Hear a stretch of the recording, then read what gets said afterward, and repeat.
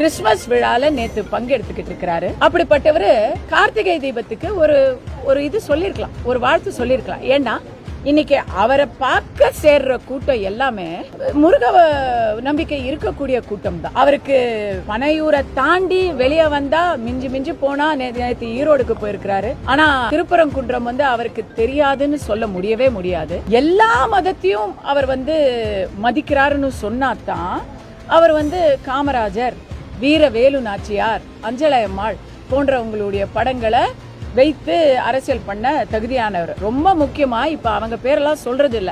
அப்புறம் இப்பெல்லாம் எம்ஜிஆர், இந்த வாட்டி புரட்சி தலைவி, எல்லார் பேரையுமே அவர் சொல்லியிருக்காரு. எம்ஜிஆர் புரட்சி தலைவி பேரை சொல்லி இனி நீங்க அரசியல் பண்ணணும்னு நினைச்சா முதல்ல அவங்கள போல கடவுள் இருக்கு இல்லைங்கிறது உங்க தனிப்பட்ட நம்பிக்கைங்க. ஆனா கடவுளை நம்புவோரை நீங்கள் மதிக்க வேண்டும்.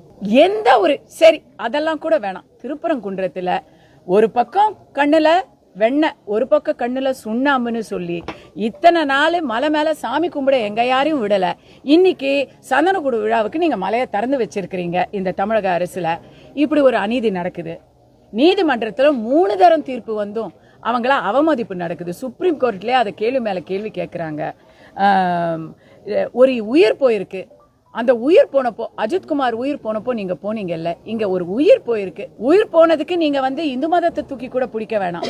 இனி யாரும் இந்த மாதிரி உயிரை மாச்சிக்காதீங்க அப்படின்ற மனிதாபிமான ஒரு அறிக்கையாவது நீங்க கொடுத்திருக்கலாம். இப்படி எதுவுமே அவர் செய்யல.